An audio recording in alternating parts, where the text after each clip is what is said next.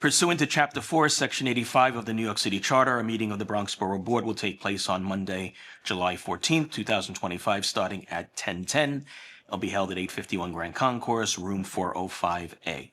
I'm just going to begin with a quick roll call of Community Board's City Council members. Community Board number 1. Anthony Jordan, District Manager, Bronx Community Board 1. Good morning. Good morning. Community Board 2. Community Board 3. Community Board 4. Good morning, Leonardo Coelho, District Manager, Community Board 4. Community Board 5. Good morning, I'm Ken Brown, District Manager of Board. Community Board 6. Community Board 7. Good morning, Carla District Manager. Community Board 8. Good morning, Julie Reyes, Chairperson.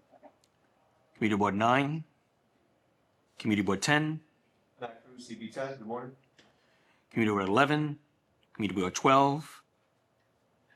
Councilmember Ayala. Councilmember Dinowitz. Good morning, Stephanie Mercedes on behalf of Councilmember Dean. Councilmember Riley. Councilmember Mamorato. Good morning, Mark Thaddeus, representing Councilwoman Alvarado. Councilmember Sanchez. Councilmember Feliz. Councilmember Stevens. Good morning, Tariq Israel, Chief of Staff, Councilmember Stevens. And congratulations to you, Tariq, on your promotion to Chief of Staff.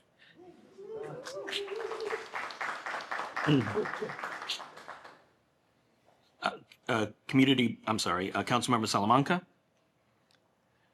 Councilmember Farias. Community Board 3. Good morning. I also just want to make an announcement. They're not here today, but there are 2 new chairpersons. For Community Board number 5 is Osiris Guzman, and for Community Board number 7, Liris Acosta. So we welcome them both, and we hope to see them at the next meeting in August. Once you do have their CB addresses, please get them to Kira so we are sure that they're getting the information. I did send it to the Gmail addresses that they have provided us. Okay. Once again, thank you all for being here today. We have 2 items of significance on our agenda today. First is an item that has been talked about for quite a number of years. It's the Hart Island Concept Plan, which will be presented by the New York City Department of Parks and Recreation. And the second is rat mitigation in the Bronx, which will be presented by the Director of Rodent Mitigation from the Office of the Mayor. So the first item, as I said on the agenda, is the Hart Island Concept. I will open it by asking Commissioner Aponte to make an opening presentation and then pass it on to the able Parks Department staff. Thank you, Tom. Good morning, everyone. And thank you for allowing us to be here to discuss Hart Island. So we're here today to share the Hart Island Concept Plan, which outlines the framework of potential capital projects centered around the goals of improving access to the island, the visitor experience, the island's natural ecology, resiliency to severe weather events, and operations. I'm not doing this presentation by myself. I have a team behind me, so I'm going to take this moment to introduce our team. Some of them are sitting in the back. Charles Hondras, our supervisor of Hart Island. Give him a wave. We have Sarah Nielsen, our chief of policy and long-range planning. We have Laura Melendez, our project planner. And I'm going to allow Kirsten to introduce herself because she's next to me. Hi, Kirsten Alexander, landscape architect with New York City Parks Natural Resources Capital Design and Construction Team. Mouthful. Kevin Cabasa, Deputy Director of Ecological Landscape and Architecture. Good morning, everybody. I'm Michael Haggerty. I'm Urban Design Principal with Star White House. We're the on-call planner for parks. And we have Hazel in the back as well from another urban planner from Star White House. And of course, our borough liaison for all things community board, Valerie Davis O'Neill. So without further ado, I will turn it over to Kirsten. Thank you. I'm going to stand up over here. So I'll give a quick presentation, just really an update on the Hart Island Shoreline Restoration Project, which is being led by our consultant designers, ABB, with support from Matrix Engineering. And then I'll pass it off to Michael to give a presentation about the concept plan. So I'm sorry I'm between you and the concept plan. I know that's the interesting part. I will keep it very quick. So this project has federal funding from FEMA as well as local city funds. And this work is to supplement a project that was completed previously in 2019, also FEMA funded, when the island was under the jurisdiction of the Department of Correction. The goal of that project was to address erosion that happened during Sandy in 2012. And so they installed a stone revetment from the water up to elevation 20. And the goal of this project is to stabilize the top of that same slope above elevation 20 in order to prevent further erosion. In addition, this is an opportunity for us to create valuable coastal habitat in this location. The project area is about 1,200 feet long, which is approximately 4.5 city blocks if you're walking north-south in Manhattan. And this is the project site, so zooming in, and north is to the upper left here, it's rotated. If you see the blue line, that is mean high water, so that's approximately where the tides reach twice a day on a normal day. Above that is a stone revetment, which is what the previous FEMA-funded project installed. It goes up to elevation 20. In brown, you can see the eroding embankment, which is the focus of this project. And at the top of that, around 35 feet in elevation, it tapers off to be a sloping lawn with large trees throughout.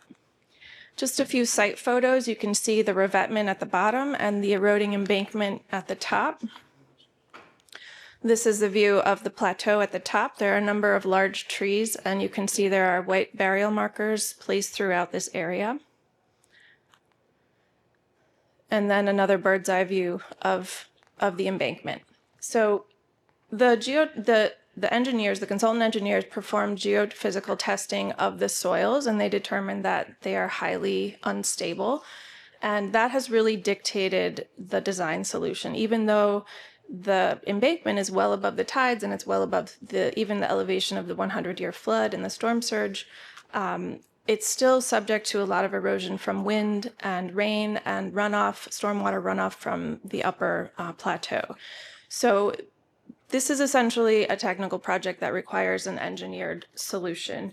And the consultant engineers looked at a number of different options, and they had to weigh a lot of different considerations, including archaeological sensitivity, mature tree impacts, and habitat value of the solution, geophysical considerations, as well as the longevity of the solution and maintenance concerns, logistics of installation, since this is obviously on an island with very few utilities, very difficult to access. And the solution that emerged as the most, the least archaeologically impactful and the least overall impactful and the most cost-effective was this concrete gravity wall solution. So the gravity wall will be placed at the top of the stone revetment, and then stabilized fill will be placed between the embankment and the concrete blocks in order to prevent future erosion.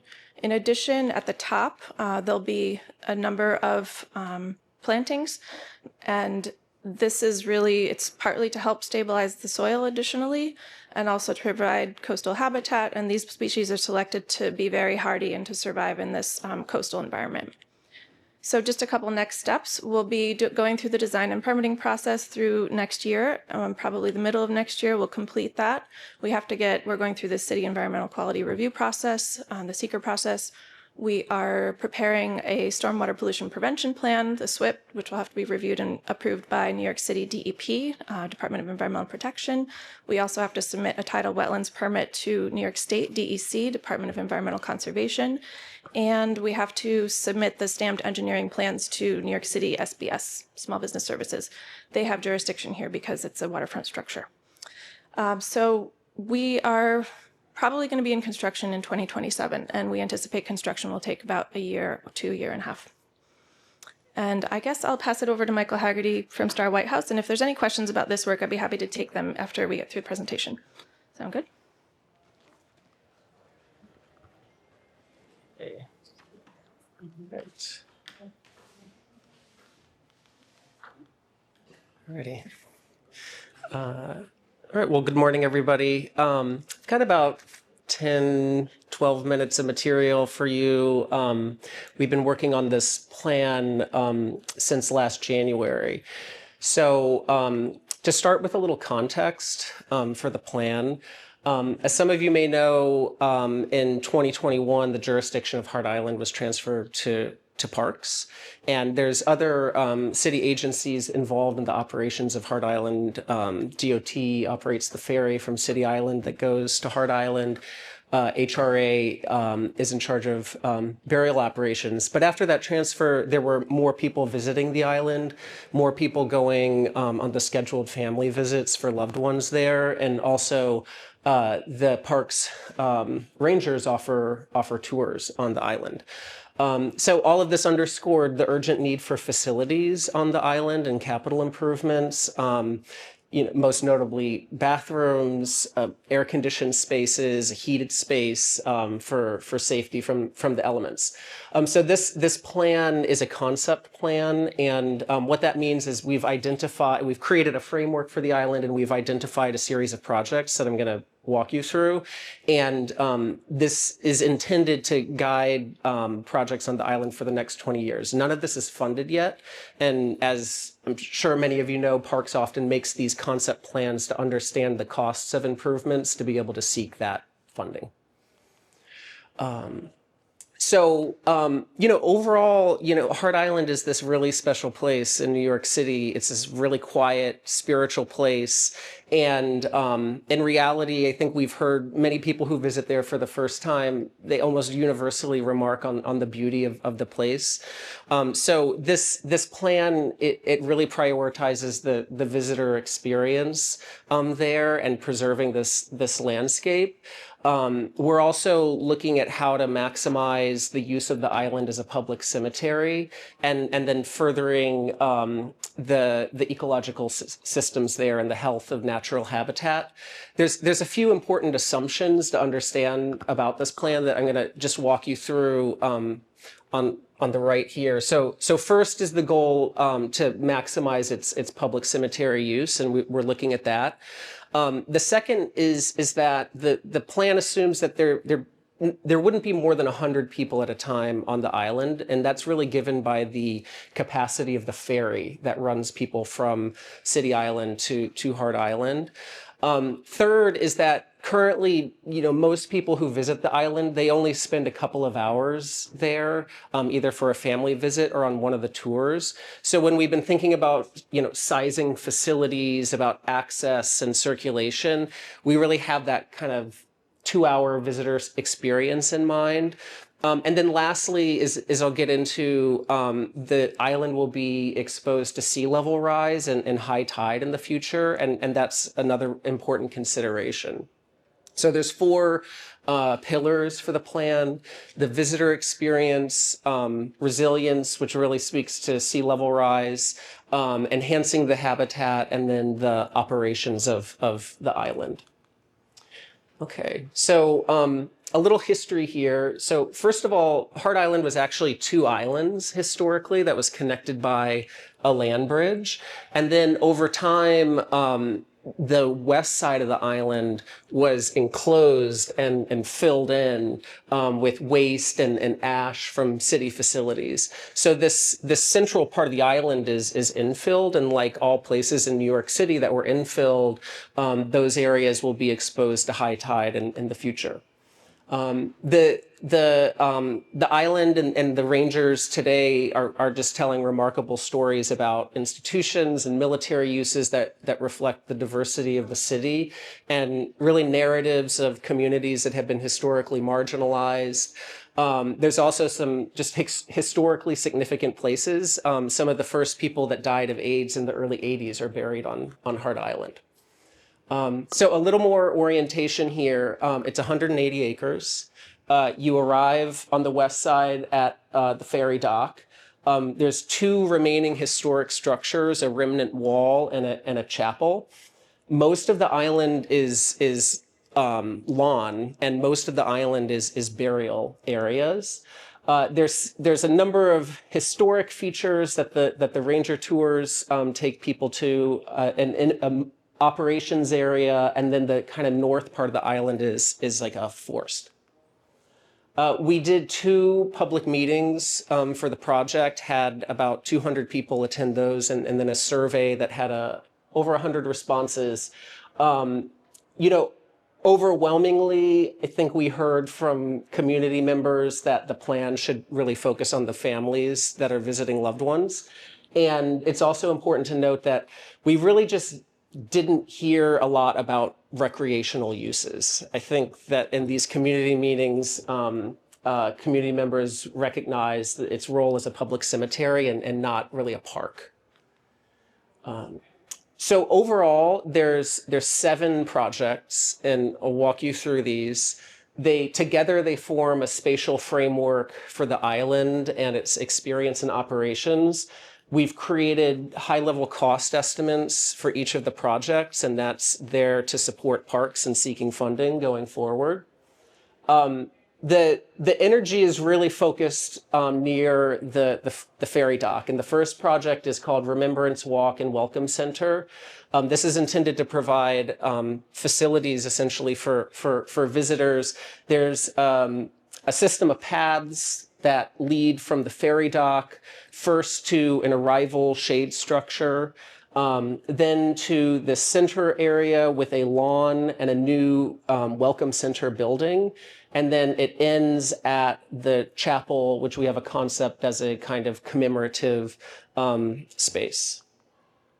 So first, the Welcome Center. The Welcome Center is a 1,300 square foot building, has 3 restrooms. There's temporary restrooms on the island now, so these are fully functional restrooms, a conditioned gallery and first aid station, and PEP office, Parks Enforcement office. So this is really meant to be the hub for folks who are visiting the island.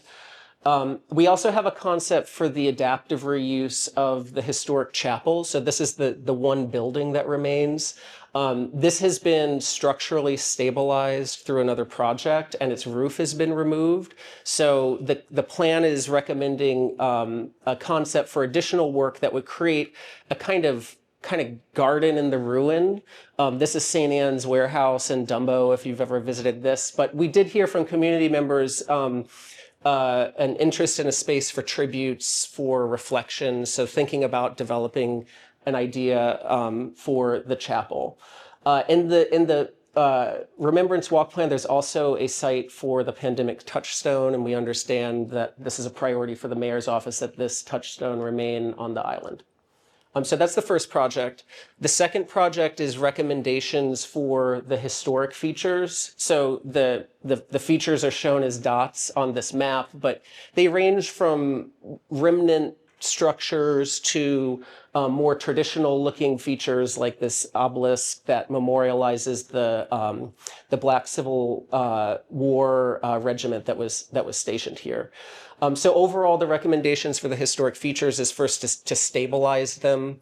And then there are circulation and landscape improvements for each of those. Those are really to support the ranger tours and kind of the interpretive experience of these features in the history of the island. One feature that a lot of people are interested in is this Nike missile silo. This was a national program in the 50s, a defense program. They're basically huge concrete vaults that are buried in the side of a hill. The recommendation here is to stabilize them and provide guardrails so that people can walk around these. We're not recommending people go inside, but that they can walk around on the top of the silos. And have an interpretive experience there. Any additional restoration would likely require like a nonprofit partner or a foundation. And when we looked around the country at these silos and found ones that are restored, there has been a partner. So then the next project is a maintenance and operations area. We worked with HRA for the requirements for this. It's a 30,000 square foot yard with 2 new buildings for M&O and for storage. This is a pretty big area in the middle of the island, so when it is developed, it will need to be screened because it's near burial areas, and then also a stormwater management strategy since it's a large paved area. The next project is overall site circulation for the island. We are looking at reusing the existing paths as much as possible, and also maintaining the kind of rustic character of the island with crushed stone gravel paths. The circulation project also includes, this is this orange line here, a paved maintenance loop that could also be used by the bus that shuttles visitors around the island. The plan also looks at strategies for enhancing the landscape and preserving its health. One strategy in there is to introduce these meadow drifts around the perimeter of the burial areas to provide some boundary there and beauty. I had mentioned earlier the assumption around sea level rise. So in the long term, this central area on the west side of the island will be exposed to daily tidal flooding. There's also a need on the island for expanded burial areas. So one thing that the plan has been looking at is whether you could create a berm system around that central area in order to enclose it and eventually infill it for additional burials. And then the last project is around the whole island's shoreline stabilization. There's a variety of shoreline conditions around the island. And so the plan includes solutions to essentially stabilize the shore against further erosion and to introduce natural habitat and living shorelines where that's feasible. So these are just a couple examples of those solutions. Okay, so, we're really, honored really to share this with all of you today and welcome your questions and discussions, and thank you. And Sarah's going to come up, Sarah Nielsen, to help with questions. Hi, thank you. Thanks for the presentation. I'm Sarah Nielsen from Parks Planning also. I just wanted to thank you all for your time and attention on this and let you know that we're actually launching the plan today. So we're doing a press release like later on this morning, and it's going live on our website, right now. So you're the first audience to see the concept plan, and Commissioner Aponte's recommendation, we thought bringing it to the borough board was the right way to kind of start rolling this out to the borough and to the rest of New York. So thank you so much for being our first audience. And if anyone has questions, we're here to field questions both for Kirsten's project on the shoreline stabilization or on the broader concept plan that Michael shared. And Laura Melendez on our team also is sharing right now kind of a one-pager summary that has a link to the website and also information about the tours, which Charles, who's here with us today, his team leads the tours on the island. So if you're interested in coming out for a visit, you can sign up to come. And also if you can share that with your constituents. Thank you. Thank you, Sarah. Thank you, Commissioner and team, for the presentation. Are there any questions? We'll start with Anthony, Ken, and then Matt. Thank you, Commissioner. Thank you, Tom, Kira. A couple of questions. Given that what we're looking at where extreme weather has impacted parts of the country in a most extreme way, like Texas and other places, that an example that we have done here in New York City, what other measures have you thought about as far as in making sure that erosion, besides the seawall piece, have you thought about levees or elevating the current building structure higher to ensure that any investments that we're making in this very sacred space is being protected over the long term, given that we think where extreme weather impacts will only get worse given the disinvestment and the environment that is being made federally and in other areas. Thanks so much. That's a terrific question. Really appreciate it. So for the visitor center piece, we're definitely elevating that to an appropriate level that the Department of Buildings requires for sea level rise and storm surge. And I think it's elevation 13. Is that right, Michael? 15. Pardon me, I knew Michael would know. And so for that piece, and then as you'll see, one of the projects actually involves kind of keeping a additional layer of fill in that middle part of the island so that we're elevating it. It could possibly accommodate future burials there as well. And then we're keeping an eye around the whole perimeter of the island to do future projects like Kirsten was describing, because we're very aware of the erosion concerns there and want to make sure that it doesn't worsen over time. Can you speak to what do you think, what extreme weather condition do you think it will be able to withstand with the investments you're just talking about?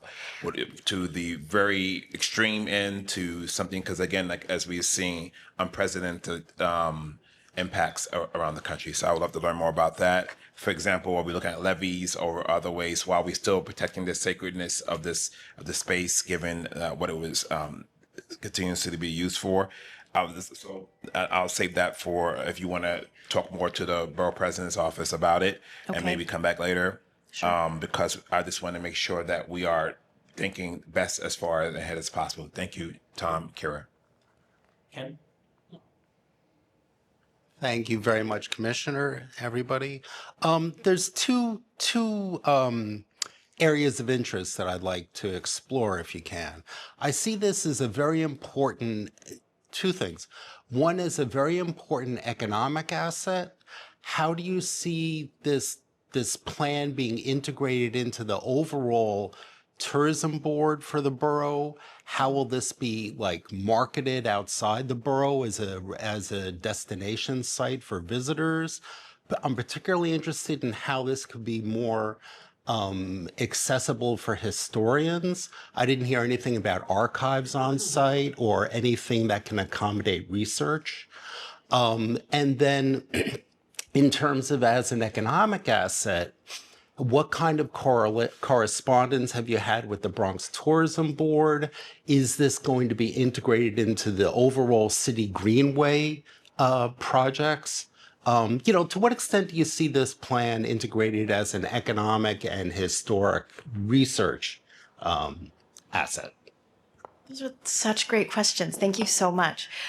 So really big picture, as Michael was describing, the island just came over to the Parks Department, or at least our jurisdiction, in 2021, and we started this in 2022. So in many ways, we are just getting started. So actually, everything you just said is stuff that we would love to start doing, but right now we've kind of wanted to just begin with the very basics of getting people there, being comfortable, having a place to sit down, having a place to use the restroom, because right now you can visit, but it's a little bit of a challenging time. It's very hot, it's very cold, there's no restroom. So this is sort of our first phase of getting people interested in having a slightly more kind of comfortable visit to the island. And then hopefully we will be able to do some of these more broad outreach. But we don't anticipate this being wild, like a tremendous volumes of people coming to visit. We think this is very much about the families of the folks who are buried there, and then other interested New Yorkers, which is all kinds of people. But we really want to kind of keep it as this kind of sacred, family-centered kind of space that it is now. So does anyone want to add anything, Commissioner Michael? No? Yeah. Okay. Would it be permissible to ask a follow-up? Sure. Yeah. I appreciate that certainly as an important space for surviving family members and that kind of thing. But I also it's really important to me that this is preserved as a public historical resource. And to what extent, I'm a member of the National Council of Public Historians, and I was wondering if there would be an opportunity to partner, maybe creating a task force so that this can be, in a respectful way, certainly, integrate this into the national consciousness of public history. I completely agree with you. And I think that's the kind of thing that we want to have Heart be, because it is such an incredibly important place, both for New York and nationally. We just want to take all these steps very carefully and thoughtfully, and to keep the kind of the family members kind of centered in the process as we move forward. So I think we can do both. Yeah. Yeah. Matt? Thank you so much. If you haven't already visited Hart Island, there's a note here on Lauren's document that allows you to see it. I recommend everyone take a look, pay respects to the loved ones that are there. On behalf of Community Board 10, we spent many years discussing what's the future of Hart Island, and you see it before you now, which is exciting. Prioritizing the loved ones, of course, and making the space safer and more resilient. Obviously, it experienced a lot of weather-related incidents. The island itself has been around for so long, and of course, it shows that way. And I all want you to be respectful and to continue to honor its history. The Parks Department's done a wonderful job of balancing the act of honoring loved ones and, of course, protecting the future of it. And Community Board 10 will support that and honor that as well and be a partner in this discussion. But of course, I encourage my colleagues to visit this site and see what it's like for yourselves. It's a wonderful place, a lot of history. It's been there for so many people. And of course, as I said for the third time, honor the loved ones that are there. Some may have not had family who visited them. So when you're there, take a moment or two for yourselves to honor their souls. Thank you. Thank you very much. Excuse me. Thank you, Matt. Are there any other questions, council members? I have a comment. Thank you. I just wanted to advocate for public access. I know it's a burial site. I loved walking through the Woodlawn Cemetery, and I think pointing out to the history of the site, I think it will be great to also open a lot more access, not only to the families, but also to the public at large. Thank you. Appreciate that. And just to be clear, we have two kinds of tours. There's visits for the families to go to the grave sites. We also have our urban park ranger service provides tours for the general public to go and visit the island and hear about the incredible history. And they're very moving, very thoughtfully done tours that they give with the rangers. So I highly encourage you to go. And that's open to everyone. Yeah, open to everybody. Yeah. Thank you.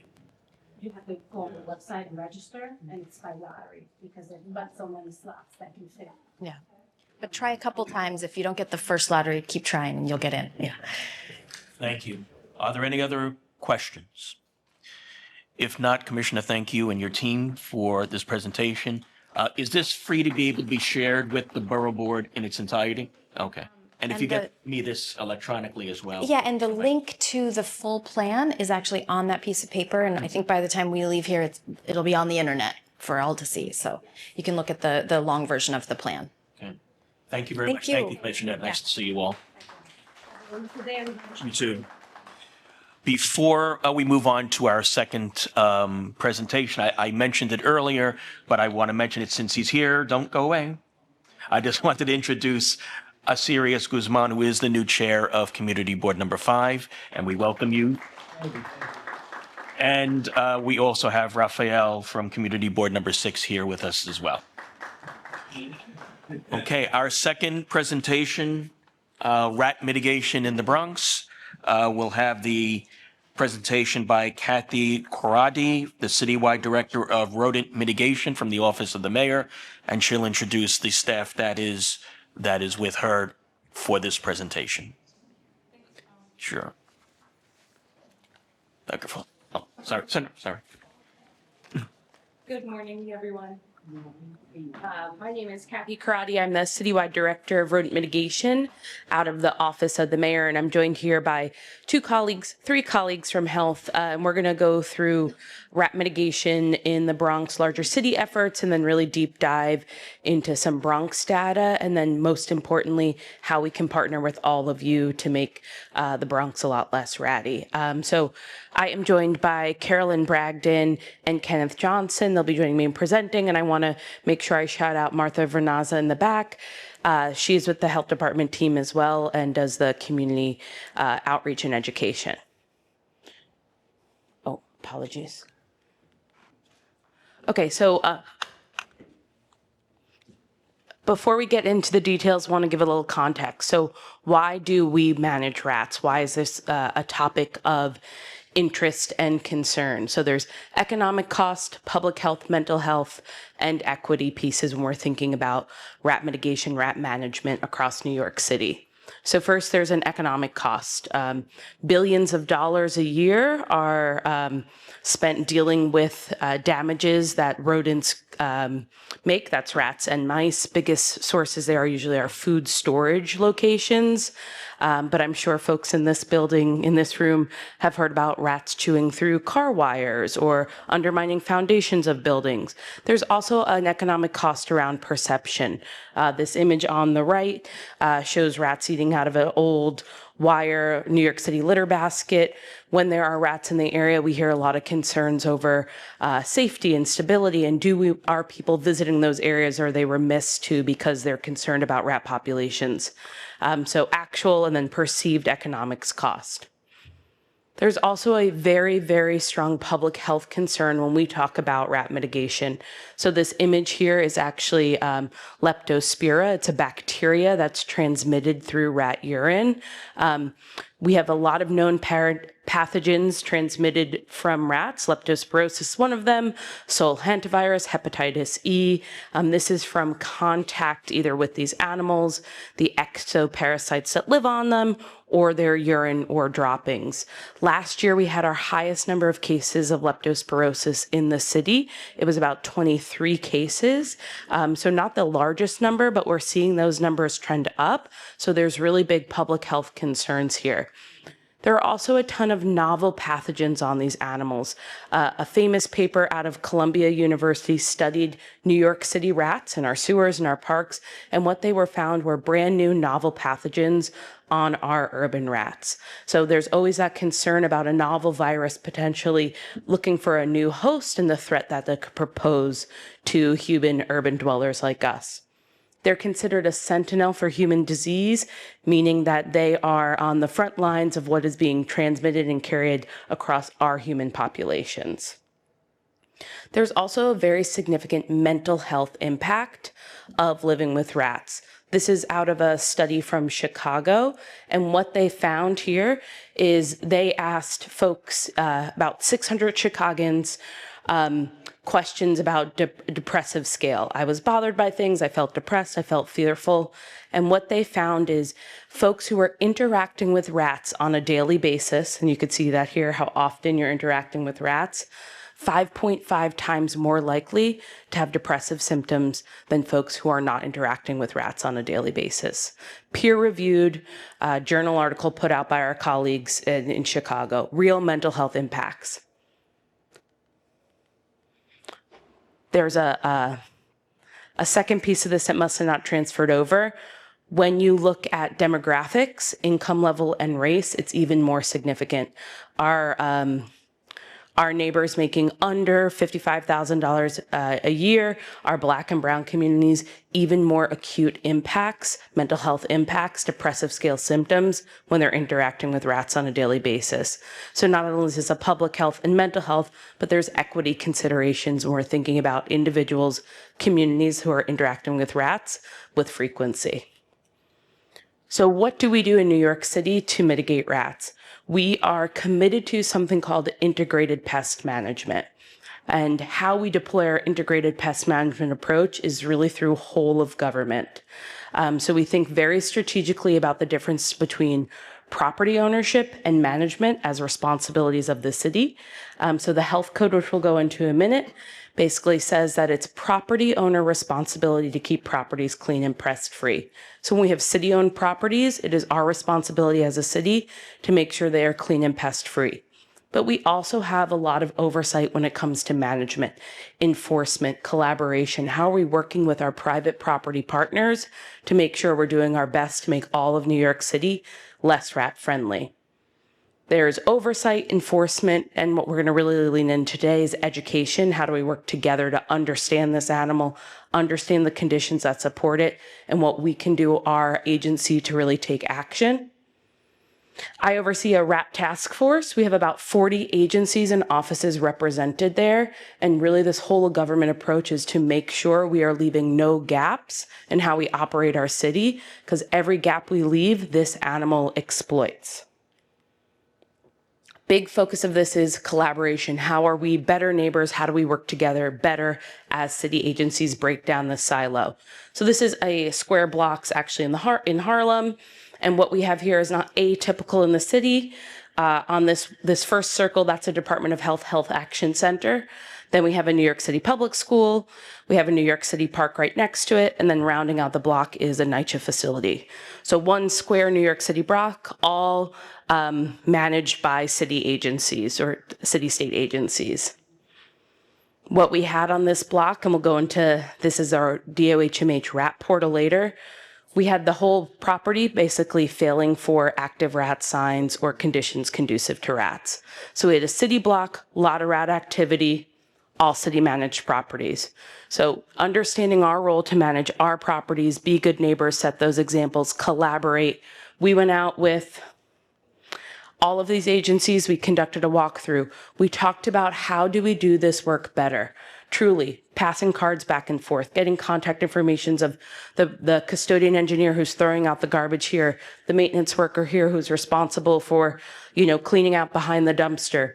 And what we saw in this park in particular, we went from about 40 rat burrows when we first went to the site in June to a handful of months later down to 6 burrows. And that was because of the coordination, making sure NYCHA and parks were on the same treatment schedule when they were doing extermination, to make sure health department and the schools were coordinating on where they were setting out their garbage, really thinking about how we do this whole of government. Integrated pest management focuses on really cutting off pest access, the conditions that allow them to thrive. It is not new. New York City did not make it up. It's a trusted pest management strategy that's been around in the 70s, and we are really taking bold steps to make sure we're doing it across New York City. Some examples of integrated pest management up here. I'm actually going to start left to right, a little backwards, thinking about how we handle our waste differently. As we stand here today, 70% of New York City waste is required to be in a container with a lid. That's all our commercial businesses, that is all of our institutions, and it's all of our residential units, buildings under 9 units. In Community Board 9 in Harlem right now, we just launched a pilot with these Empire bins to fully containerize the garbage in that community board. Goal there, how it relates to integrated pest management, we're cutting off the food source for this animal. You need to make sure we're cutting reproductive rates through cutting off access to food for the Norway rat. We're excited to see how this containerization impacts rat behavior, rat burden in those neighborhoods. Along with Department of Sanitation, Department of Health is doing a real deep dive on inspections and understanding the rat burden as we roll out full containerization. We're also thinking about how this gets built into city operations going forward. So during COVID, we had our roadside dining structures, which were a lifeline for our community. They also were incredibly good rat habitat.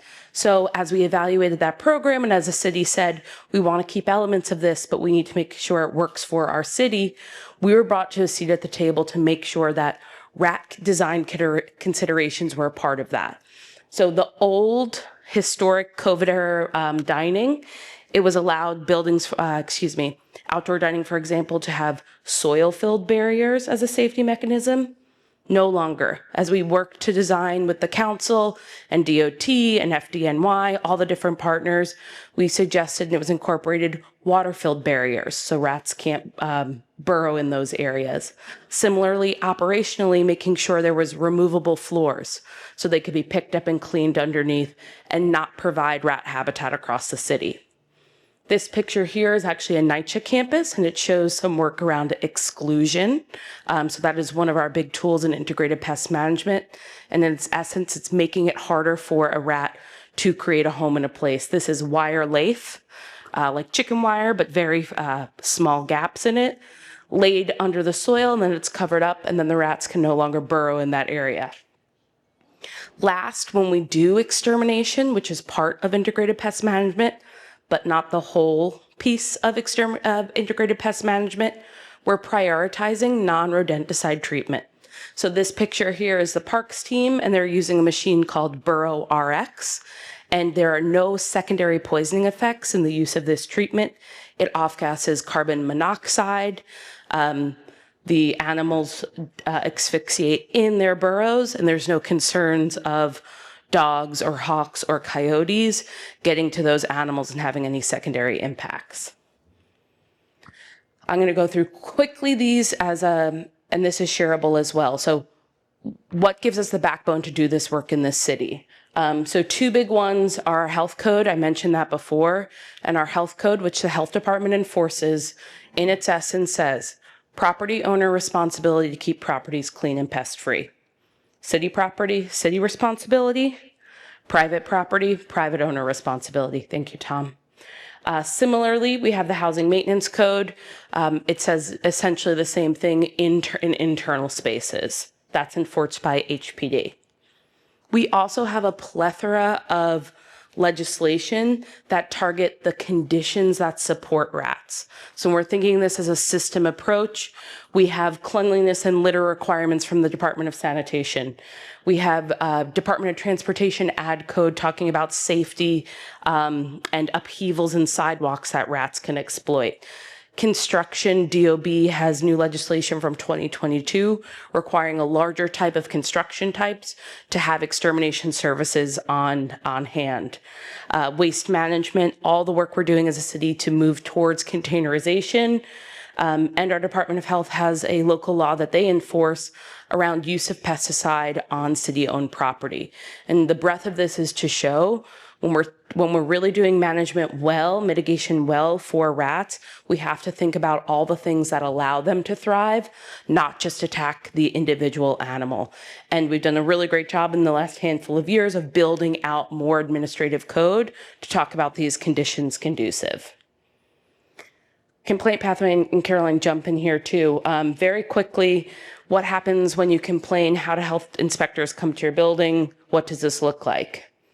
So there's two ways that a Department of Health inspector will come to your building and investigate, inspect, and then potentially enforce the health code. First is through a complaint. Hear me loud and clear. Every time you report a rat issue to 311, it goes to the Department of Health or the agency of record. So if it's parks, it goes to the Parks Department. If it's schools, it goes to New York City Public Schools. And what they will do is send an inspector out to inspect that property, unless they already have an open case and they're already involved with the site. So if there's a property of concern, we're going to look at the health portal, the rat portal later, but we encourage people to call, check the portal, call. This is the tool how you can see what's going on in your neighborhood. Where is the health department already engaged in enforcement? The other way that inspections occur is something called indexing, and that is proactive inspection by the Department of Health in areas we know we have high rat burden. So parts of the city, it's known there's more rat activity. Department of Health about 8 years ago. Longer than that. 20 years ago, did proactive inspections of these areas to better understand where there is property by property and community level burden. So these are two ways an inspection can occur on a property. When an inspection occurs, two pathways. If it's city property, it's referred to the agency on record or directly given to the agency on record, and either city staff or contractors address the issues. If it is a private property, that first initial inspection occurs and then no summons is issued. What happens is if conditions or rat activity are found, the Department of Health issues something called a commissioner's order to abate. That is mailed to the property owner. I'll say that again, the property owner. So if you're a tenant and make that complaint, you won't receive that commissioner's order to abate. It goes to the property owner. It lists out conditions that was found. It lists a Department of Health contact number that we want you to call and have conversation with.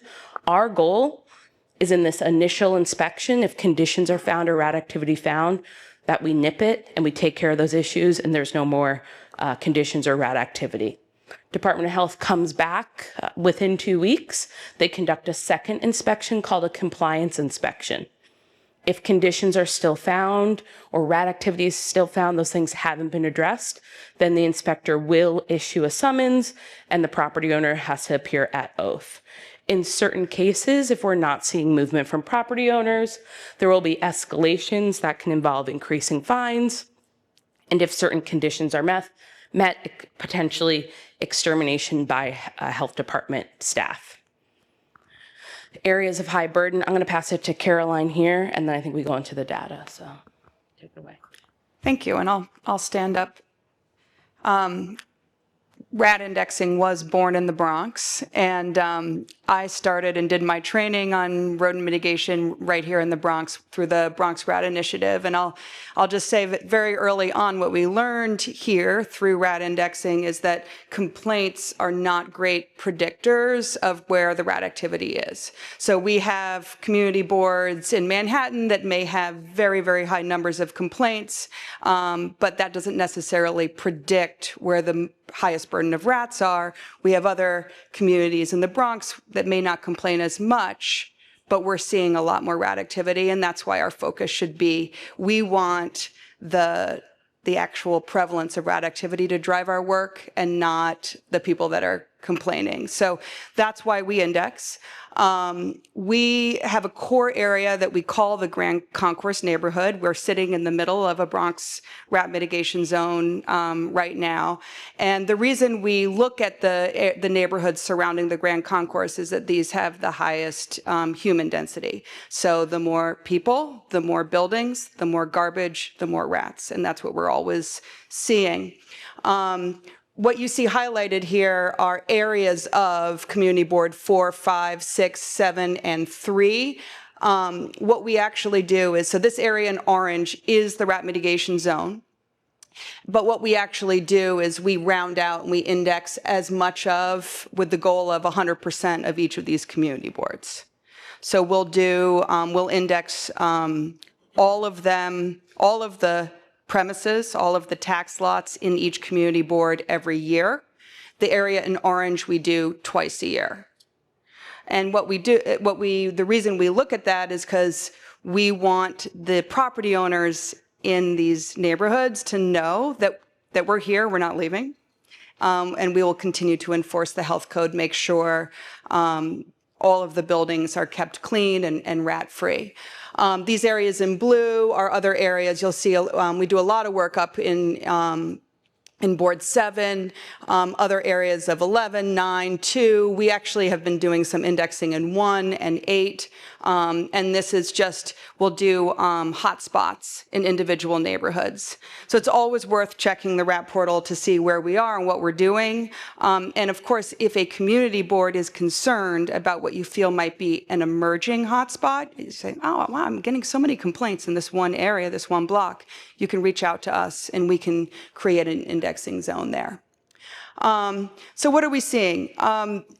Overall, these Bronx community boards, again, that core area of 4, 5, 6, and 7 community boards, sometimes have the highest failure rates in all of the areas that we inspect across the city. The failure rate is the percent of properties that fail inspection out of all the properties that are inspected. So right now you can see this is the entire Bronx, and you'll see that if you look at the entire Bronx, and again, going back to this map, Bronx is massive. We're doing about a third of the Bronx every year. This year, we're on track to do more than a third of the Bronx. So when we get up-to-date data, for 2025, you'll see that we've done more than a third of the Bronx for indexing. And right now, typically 8 to 10% of the properties are failing inspection. Now, in those core areas, sometimes we're seeing up to 30% of the properties failing inspection. This is, again, the highlighted Bronx rat mitigation zone that I'm going to keep showing. We have a website that's dedicated to showing all the data points for the Bronx rat mitigation zone, so anyone can keep track. This was built for City Council. It's mandated reporting, but you can track over time the numbers of complaints that we're getting about rats, and then also the number of inspections that we're doing and the failure rate on inspection. So you can see here that in that core zone, remember, about 10% of all properties in the Bronx that are inspected fail, but in our core zone, it's almost 30%. Again, that's why we're focusing there. The other really important piece, though, is compliance. So as Kathy said, we do initial inspections. That's a snapshot. What percent of properties have rats of all the properties we inspect? About 10%. After we order the property owner, so these are private property owners, after we order them to abate, how many of them still fail? They do nothing. And so here, this is the other thing that concerns us, is it's about 58% fail on compliance, meaning the property owner did not take any steps to remediate. And that too is one of the higher failure rates. So downtown, lower in Manhattan, it's below 50% are failing on compliance. Our goal is to at least get these down to half the property owners complying with our orders and remediating. And so what we do in this case is that we assign case managers. I have an office on Arthur Avenue, case managers. We have 4 case managers working out of that office, and property owners can call them if they need help. They can also elevate enforcement on property owners that are not complying. You want to go back? Okay, we're going to go back and forth. And we'll talk more about the Department of Health data in a second. I wanted to shout out that there are really great public interfaces around enforcement of both the health code and the housing code. This is HPD Online, and you could put in any property and see for our large multifamily buildings, complaint information and inspection information from HPD. This is public facing. Anyone can access it. Why I think it's so important is because I think part of what we have is how do we continue to build trust with our communities around work of the city and then where the responsibility falls. So this very clearly shows if you put in a complaint, was it inspected, what were the outcomes, and where is that responsibility sitting now? Is it that violations were issued, now it's the property owner's turn. Next is the rat information portal. I'll start and then Caroline, pass it to you. This is those colorful maps you've seen. And what this is almost real-time information of Department of Health inspections. So again, you can put in any address in the city and what you can see is the last time the Department of Health inspected that site, if the site passed or failed inspection, and if it passed and failed for either active rat signs, droppings, burrows, live rat, or conditions conducive to rats, garbage, harborage, uncleanly site. We encourage everyone to check this out. At all time, you can see the scope of work the health department is doing. You could check on a property you're concerned about. You can also see if it's in the enforcement process. Again, we want people to utilize 311 if they're concerned about a property, but we want you to check this first. You heard the tremendous amount of proactive inspections the health department is doing. So likely, certainly if you're in that rat mitigation zone, health department already is aware if that site has rat activity, and you could check that on the rat portal. If you go and you see it's green, that means passing. You say, oh, no, I'm concerned about it. Report it in. That will prompt another inspection of that site. Anything else you want to add on this? Yeah, just that we're happy to reinspect. So if you do see something and you're, why did this property pass inspection? I know they have rats. What we need is detail. So sometimes you may know there are rats in the rear yard. Call it into us. You can write us at ratportal@health.nyc.gov and give us the details. Contact information is the most helpful thing you can give us, and we'll go back out and reinspect. Other times, even if it's in the enforcement process, still give us those contact details if you want to help us get inside. Sometimes if we can bring another agency, we'll do partnered up inspections with HPD and try to amplify our enforcement. Okay, so this is also a health department tool. This is called the Environmental Data Health Portal, and it's put up as a way for you to access all environmental health data. So Kathy started off by saying, why do we look at rats? It is an environmental health problem, right? So you can pull up all different kinds of data by community board. A lot of times it might be useful if you're doing a district needs statement, if you're doing some research about what's happening, you can pull up different pieces of the data. So number of inspections, what percent failed. We're posting all of that. You can also look at an individual property. If you're asking yourself, am I in a rat mitigation zone? You can search whether or not you're in the rat mitigation zone, what happened on that property, and what happened in the district overall. Is it in a high failure rate area? Is it in a low failure rate area? This can be used sometimes for planning. So maybe you're planning a new park or garden. Maybe you're planning a pedestrian plaza. You kind of want to know what the rat pressure is in that neighborhood before getting started, because it can inform some of the steps you might take when you're designing a public space. Okay, okay. So we, Martha's here in the back and Kenneth is here. We try to do a lot of community engagement around rat mitigation because, as Kathy said, it's really about whole neighborhoods working together. So city agencies plus private entities. So we need our business partners and our landlords essentially working with us to make this happen. So we really want to work together. Private properties and businesses also often feel kind of a high burden of responsibility about rat mitigation. We are here to help and provide as much education as we can, but it is ultimately their responsibility. So we do a lot of free education. We don't want people to waste their money on gizmos and gadgets. We want people to do science-based, good rat interventions, working with great contractors who really know what they're doing. And we can help facilitate that if people will work with us. We do the same thing for our parks, NYCHA, and school colleagues. So we provide tons of free training. Anyone who's interested, just reach out. We can tailor our training to whatever neighborhood association or group that is interested in being trained. And we've worked with everyone. We've worked with soup kitchens. We've worked with housing management organizations. We've done lots of different tailored education, and we're happy to do more.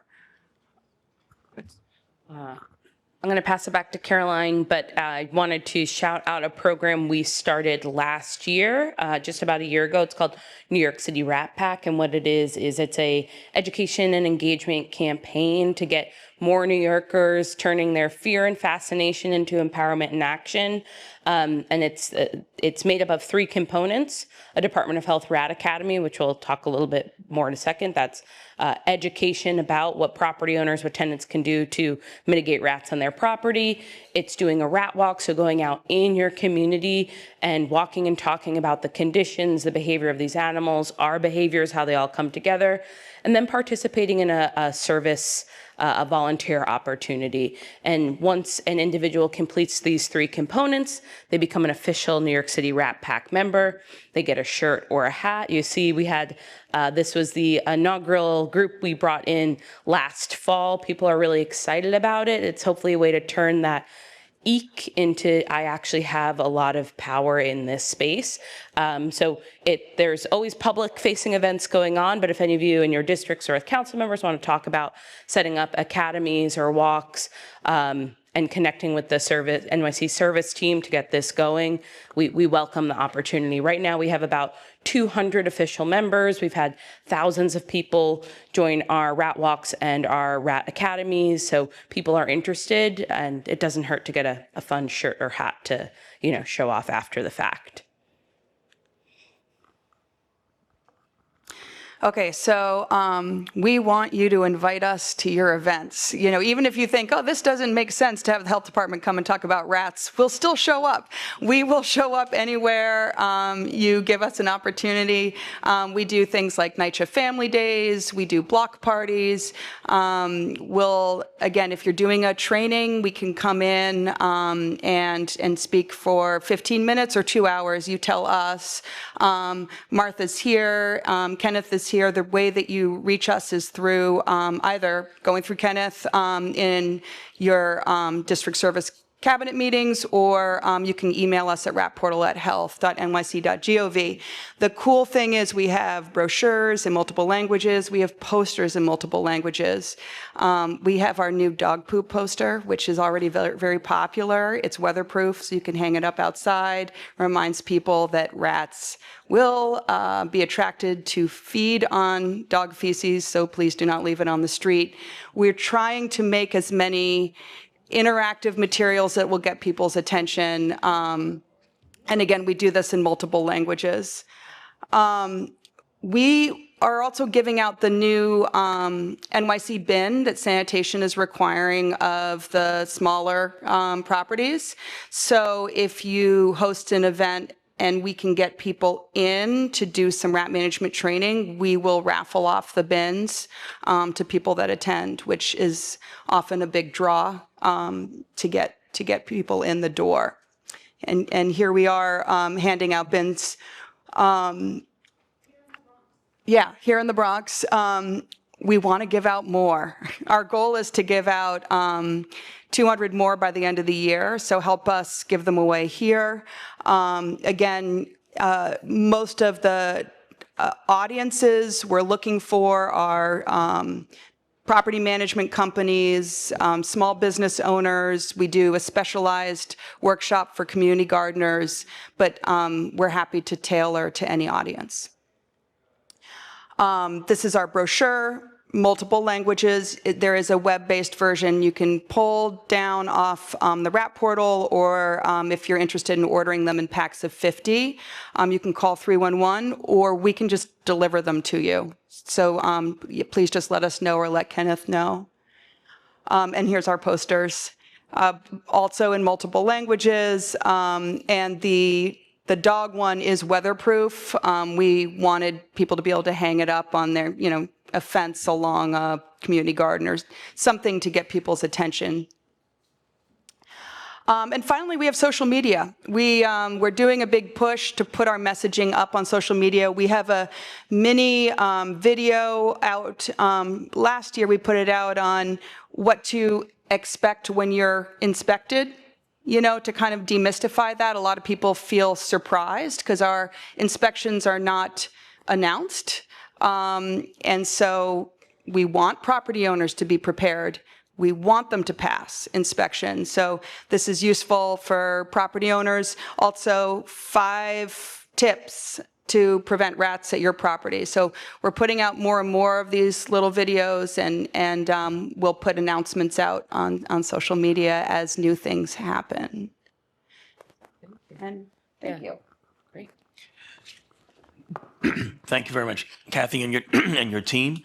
Are there any questions?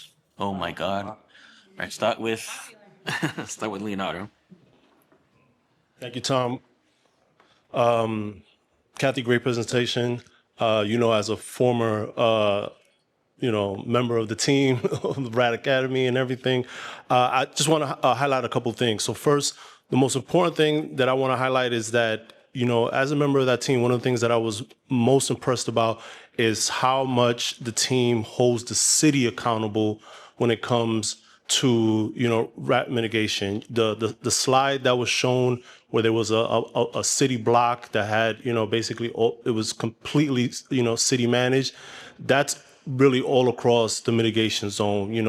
I would honestly say I think the city is the biggest landlord in the mitigation zones as well too and stuff. So the fact that the task force really holds the city accountable is the one thing that I want to really point out.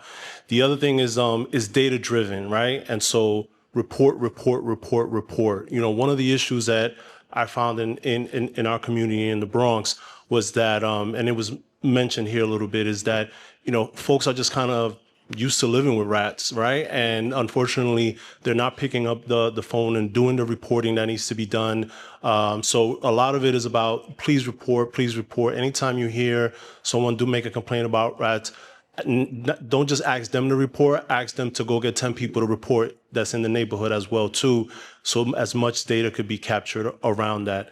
And then finally, I just want to highlight the Rat Academy. Like, I know they touched based on it a little bit, but the Rat Academy is really, really, really good information for our community.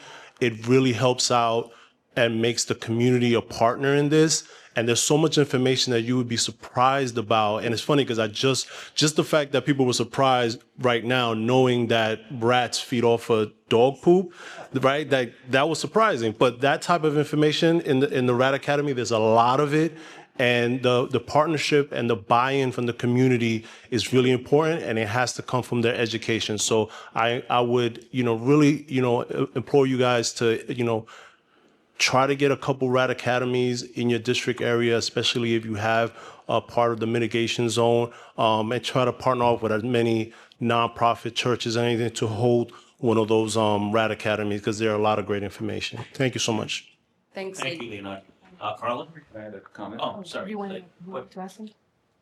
Thanks for the comment, Leo. I just want to emphasize for everybody, the RAD Academies are some of the best ways that we collaborate with our partners, the community boards, elected officials' offices, but oftentimes we do struggle getting the appropriate number of attendees, and we really lean on you all to help with recruitment for these kind of events. So, in the spirit of continuing our collaboration, we do really appreciate your all's efforts in recruiting folks so that we can continue offering these workshops to community members. Thank you. Carla? I have 3 questions. One, what's the cost of the summons? And since you said that 58% of them fail compliance, how frequently can you give out another summons in days, months, however, to a regular person, what that timeline would look like? And then I recently submitted a pigeon drop-in complaint through 311, and it rerouted me to the rat portal. So I'm wondering if that's something that you also deal with. Excellent questions. Thank you. Okay. So our first summons is $300 fine per violation. So if you have garbage conducive to rats, that's $300. If you have extreme clutter or disrepair, that's $300. And if you have rat burrows, other signs of rats, that's $300. What we do is we give property owners the opportunity to respond and have their oath hearing. So the oath hearing is usually 30 days after the summons issuance. So after that 30 days has passed, if they still haven't remediated, we can do a second compliance inspection. It doubles the fine amounts. So that'll go to $600. Again, oath hearing, month later, we can go to $1,200, and then we max out at $2,000. So a lot of the larger multifamily buildings that right now are our priority because they house the most New Yorkers, we are very deliberately trying to get them up to the 4th compliance, because what we've realized is the big apartment buildings pay the $300 fine as the cost of doing business. We want to get them to $2,000 so that they'll pay attention to our summons. We do also respond to the nuisance complaints. So we do any animal nuisance complaint. That includes, we get the pigeons, we get the chickens, we get any animal nuisance you complain. We work closely with our veterinary team to refer back and forth. Sometimes we have cases of animal hoarding. Pigeons are the most frustrating animal, actually, because, the property owner is responsible also for dealing with the pigeon nuisance, but you can't bait or treat for pigeons the way you do for rats. Again, it's about removing the food source and the nesting location, so you have to bring in a contractor to pigeon-proof the building, which is expensive. But pigeons are the same as rats in that if you feed them, you breed them. So it's usually about removing whomever is attracting them by feeding them. Thank you. Anthony and then Ken. Thank you. So my first question is, of course, the Empire Bends. Of course, we're glad that you share with our colleagues in Manhattan, but what is the timeline of those bends coming into our borough? Yeah, so Anthony, the best place is that's Department of Sanitation's program, and right now they're committed to a year pilot in Community Board 9, and then it's based on assessment of that pilot and potential funding of where that expansion of that program will be. I know there is city council legislation right now around expanding potentially that program sitting at city council, but that pilot was officially launched about a month ago, so it's a year pilot to see the efficacy and success of that before it expands. I would love for you to share with the Borough President's Office a copy of what the summits look like. Does it also have some language in it about liability, given that you talked about some of the health disparities that it reaches out to folks who are, of course, impacted by rats? I'm surprised that my district is not up there because I have one of the most densely populated NYCHA districts throughout the entire borough. And as you know, NYCHA is a big proponent of rats, burrows, et cetera, et cetera, et cetera. So I would love to know more about what that looks like for the NYCHAs and the mitigation that's happening on those numbers.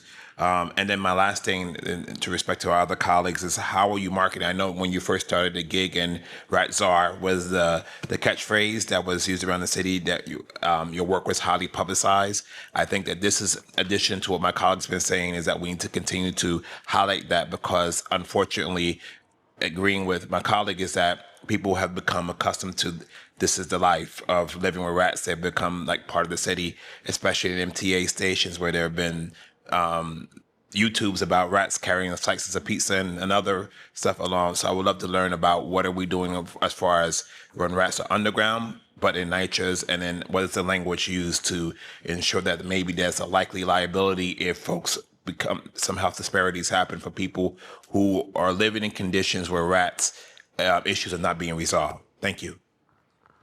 I'll start with some of the comments. So I just want to make sure everyone knows we do inspections in all the community boards, not just the rat mitigation zone. So of course we are in Board 1, and we are posting all those inspections up on the rat portal, and you'll see that yes, we're here quite a lot responding to complaints, and then we also do proactive inspections in the NYCHA developments.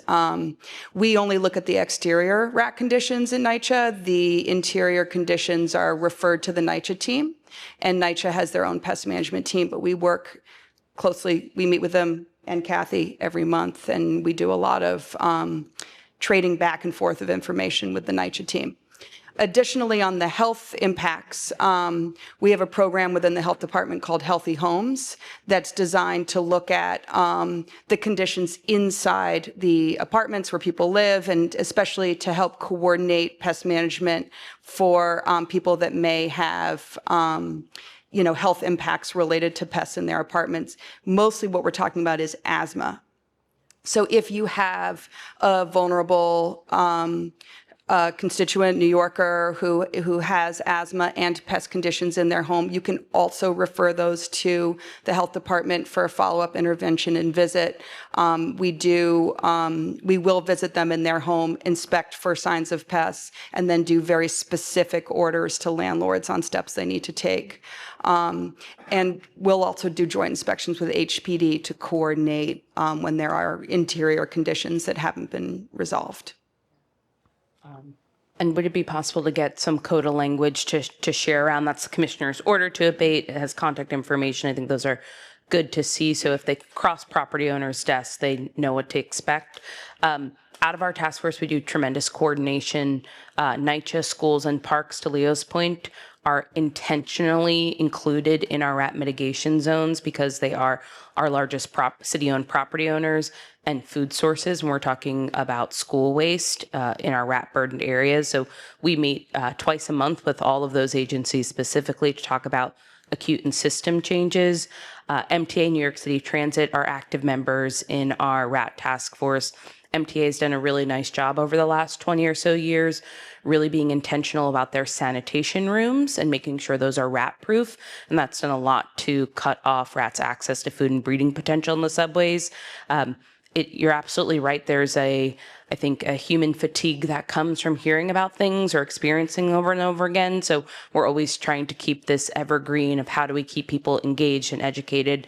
And that is a place I think we rely really on community partners like all of you to make sure when there are issues, we can either be at the table with Department of Health tabling or doing walkthroughs with community members, hearing and understanding the issues, and then really being clear about intentionality of who's responsible and how we can hold everyone accountable. Thank you. Just before, Ken, I want to offer, because you had your hand up, did you? Yeah, I was gonna ask. The chair of Ward 5. Yeah, I was gonna ask about the Empire bins, right? Are you seeing any efficacy when it comes to not leaving trash out on the streets? Because a lot of the times, property owners or landlords or even janitors from those buildings, they'll put a lot of their trash on the streets, and it's very common in New York City. So I was wondering, is that a solution to the problem, and how are those bins accessible to maybe like the public or people's within those buildings? So it's very early, but preliminarily we're seeing really good results in terms of it getting waste off the streets. And like I said, Department of Sanitation owns that pilot, and one hallmark of it is each building over 30 units that's required to use it, the superintendent of the building has a key fob to open that individualized bin.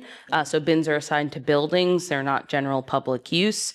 They're doing a lot of work. Again, the pilot just officially launched, so gathering that data, understanding what's the impact of bags sitting out, illegal dumping near those bins. And the health department is also working in tandem, looking at those rat conditions. Community Board 9 in Harlem is another rat mitigation zone. So we have a wealth of data pre and post containerization. And we want to make sure the goal here is evidence-based work. So I don't want to give an answer yet where we don't have that evidence to back it. We're very optimistic. Initially, we're seeing really nice changes in how we're handling our waste, not just in CB9, but across the city with the waste management changes.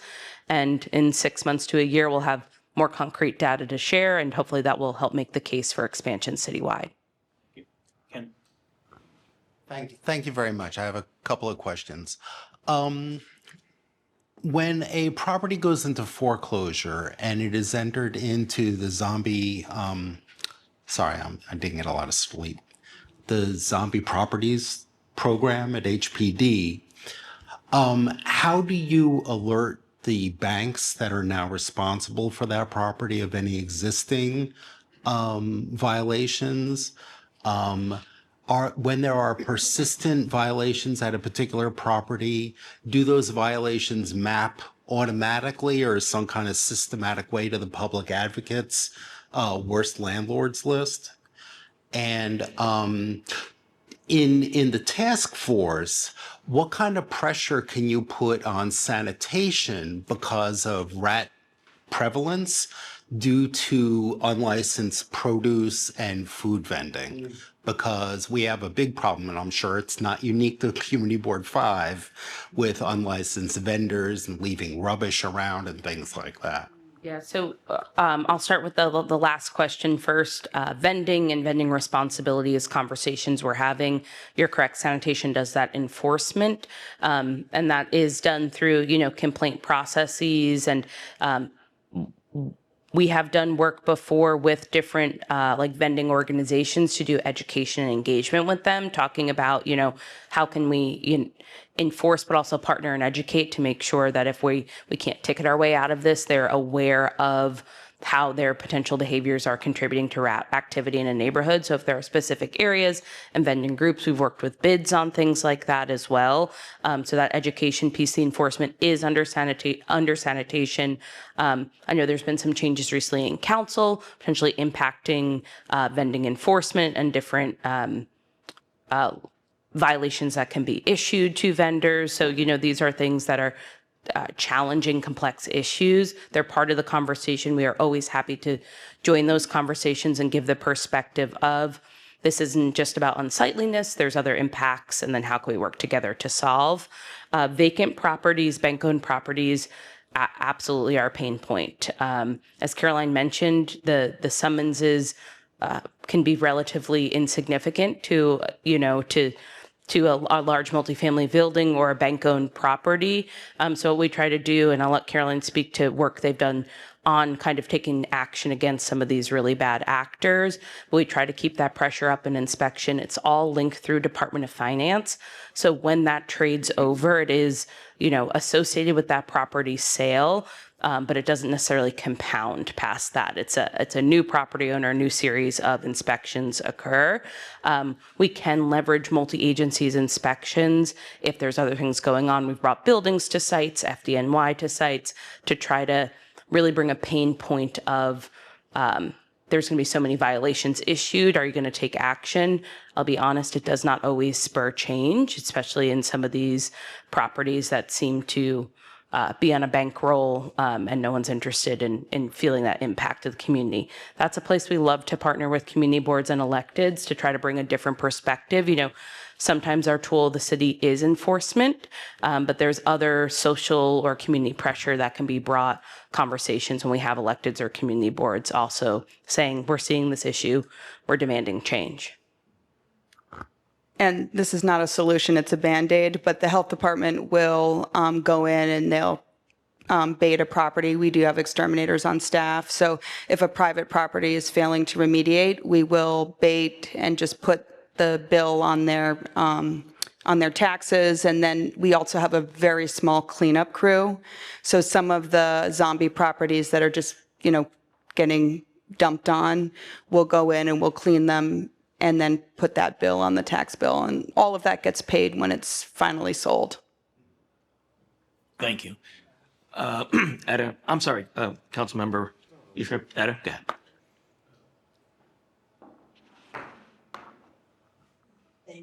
Thank you so much for that. I would first like to thank all of you guys and Leonardo, because I had an issue about a year ago on 174th Street, and it was finally, taken care of. And that was because I had you guys and I partnered with other city agencies. So what happened was the properties on Boone Avenue, they had to get legal advice, and that's how we got that alleyway clean. So I thank you very much. You've always been very diligent in what you do, and I appreciate that.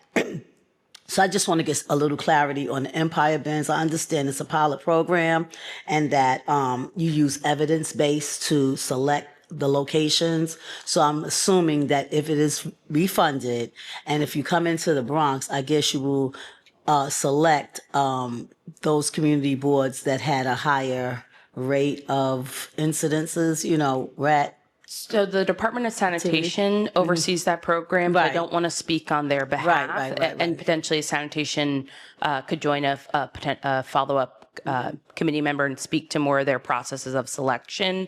But I know why they started with CB9 is because they're looking at high-density neighborhoods, because that's where we're having the Empire Bins are used for, required, in the pilot for all buildings over 30 residential units. But I don't want to speak out of turn. They're the ones who implemented that pilot, and they're the ones, if successful and if funded, will be the agents who's responsible for the operational rollout. Because I've gone down that block where they're doing it. So I was like, wow, I wonder why they selected this particular neighborhood. So thank you for that. And I will be requesting some flyers for clean up your dog. Because I didn't know you had that. Clean up after your dog. Yeah, that's what, right. You'll be hearing from me. Yeah. And I need some more feed your pigeon. Yeah, I like those. Okay, thank you so much. I really appreciate it. Thank you. Just want to say, start off by saying thank you. Thank you for the work that you've done. Much of the zones that you guys highlighted encompass District 16, so thank you. I just would like to air a message of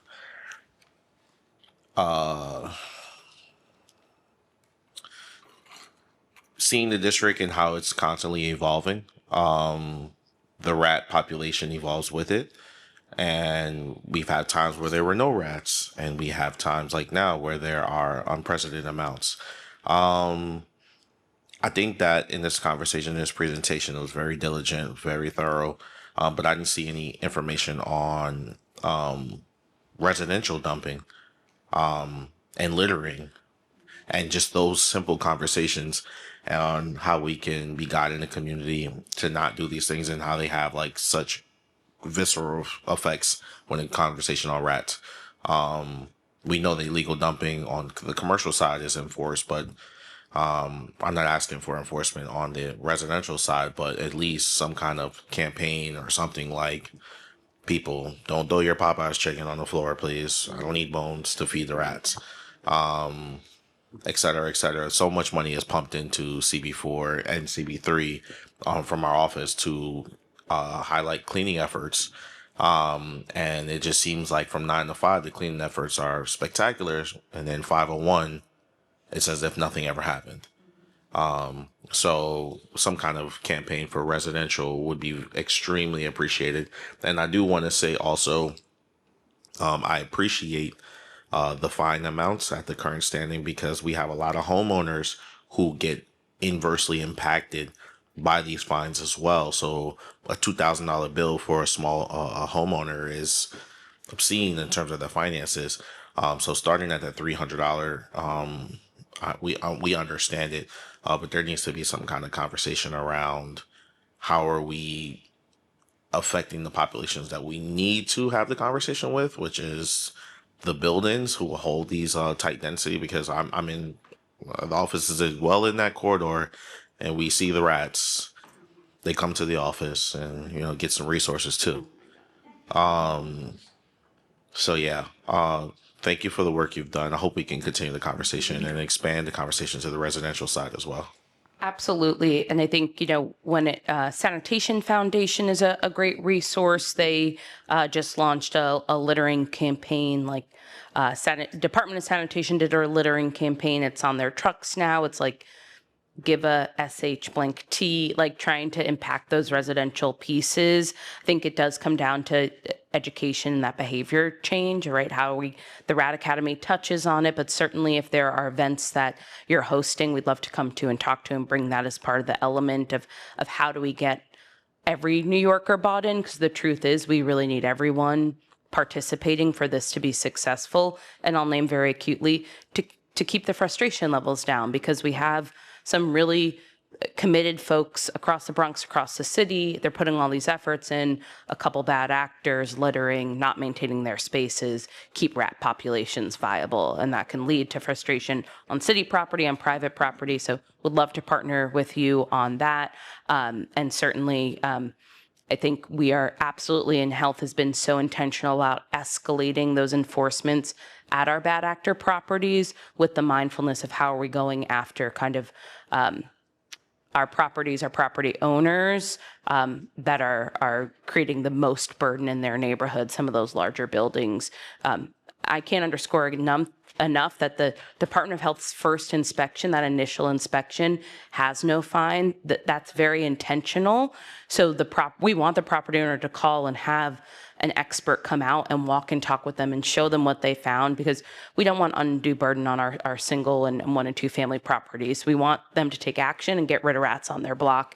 And we typically see better compliance when we have owner occupied buildings, because they also don't want to live with rats. So absolutely want to talk more and see how we can do more on the residential side.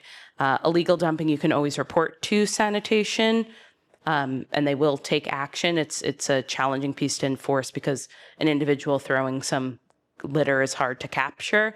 But if there are corridors of concern, that's something we can talk about too. Thank you.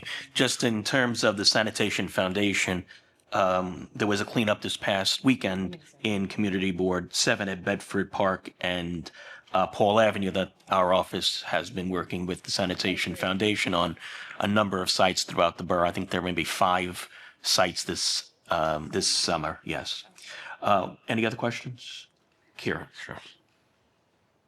Thank you so much. This has been really interesting. I just want to point out 2 things and ask questions. Tyreek sort of touched on this, and something as a former district manager and just working with different communities, people are often afraid to call 311 or want to avoid it on calling on their neighbor or someone on their block, because they're afraid they're going to get fined. So I think that's important when you're doing rat academies to sort of clear up just that maybe misunderstanding. Even myself, I've seen rats and I'm like, I don't want to call. I don't want them coming to my house, So is there anything you can mention on that? Yeah. If you're in your own building and you're seeing rats and you're concerned, you can actually just write to us at ratportal@health.nyc.gov. Now, we might send an inspector out to say, well, actually, I'm seeing these conditions on your property, which you also need to remediate. Oftentimes, we are looking at the whole block, and we might make recommendations to the property owner who called in the complaint, but we want to give you all the opportunity you can first to remediate. So we're happy to do just what we call a walkthrough visit where we make the recommendations as long as there's an intention to solve the problem. So always start with writing ratportal@health first, then you can get to the outreach team that Martha heads up, and we can either talk it through on the phone or send someone to talk it through on site. Thank you. I think that's important. I've heard a lot of people call, the office kind of afraid to call 311. They don't want to get fined. And then just second, there's a lot of new construction and development all over the city, especially in our borough. How are you working with new construction sites, developers on rat mitigation?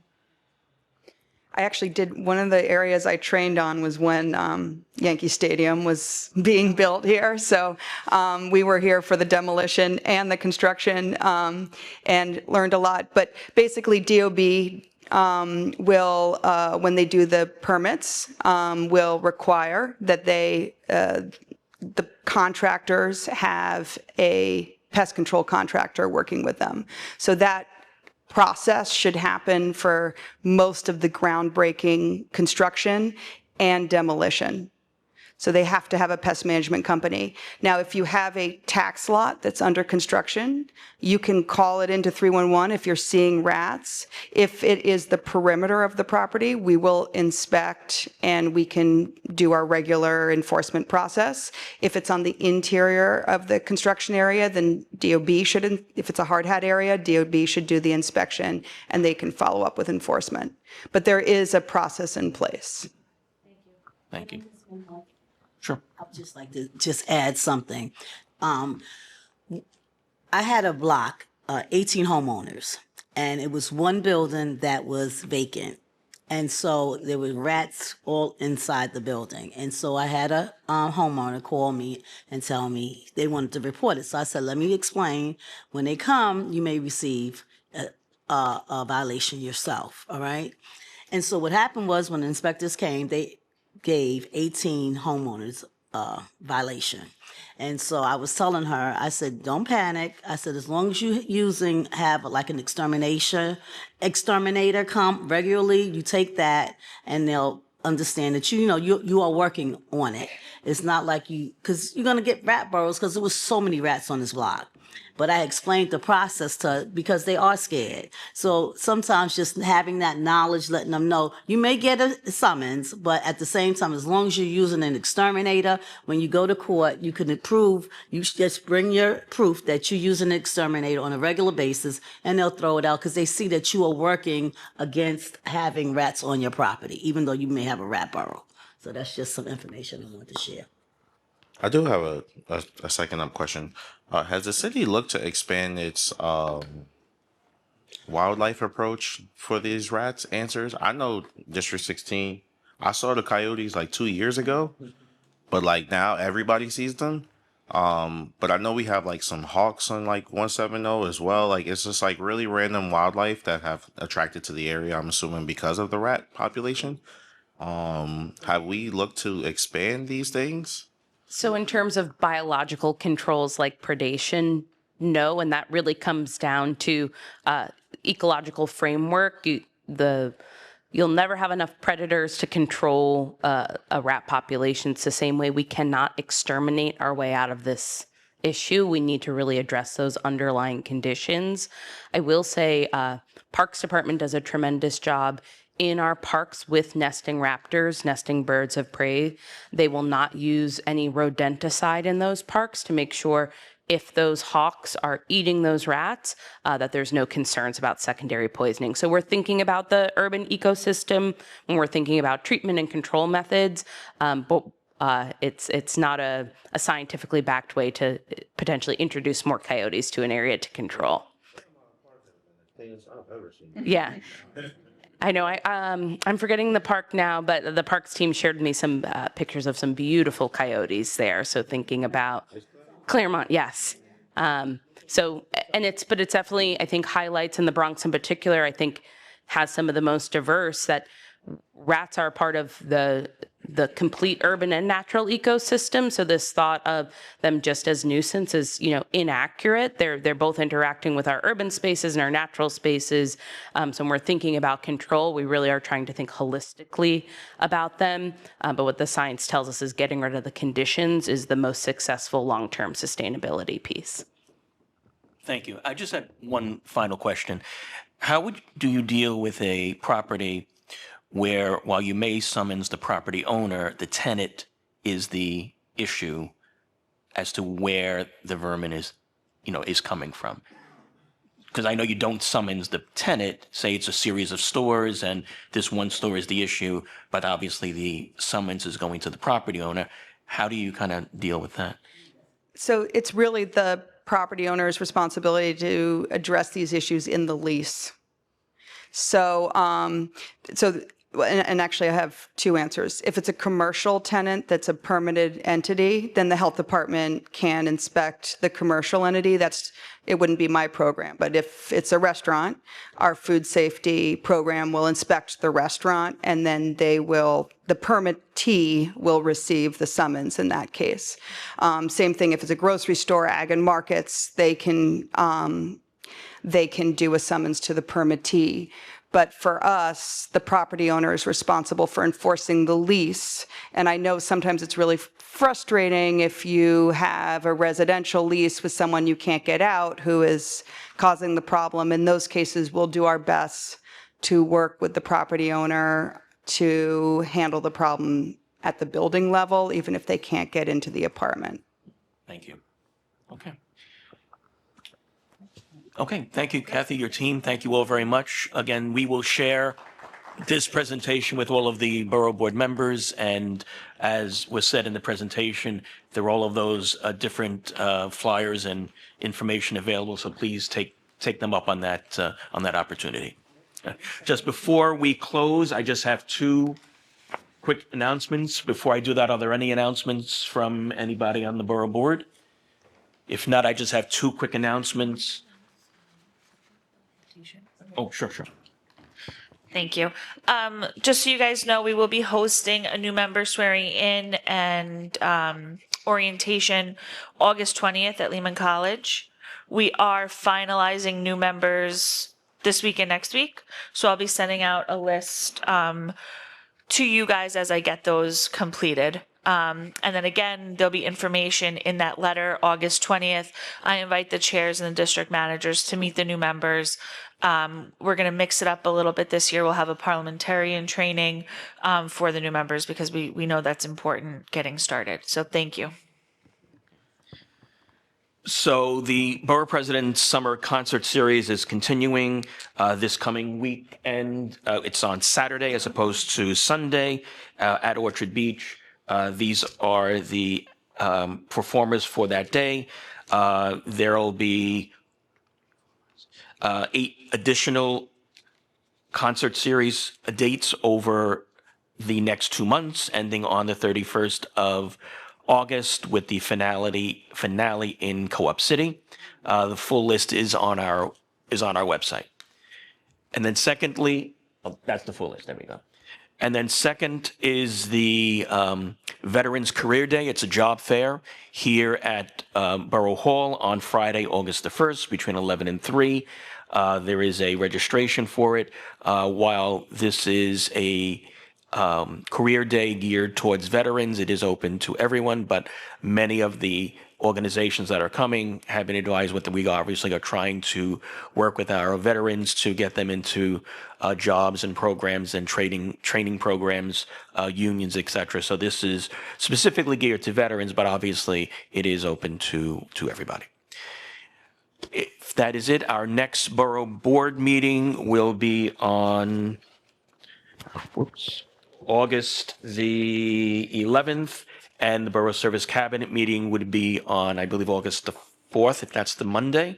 Obviously, you will get an agenda, and I did send out a note with the dates for July and August.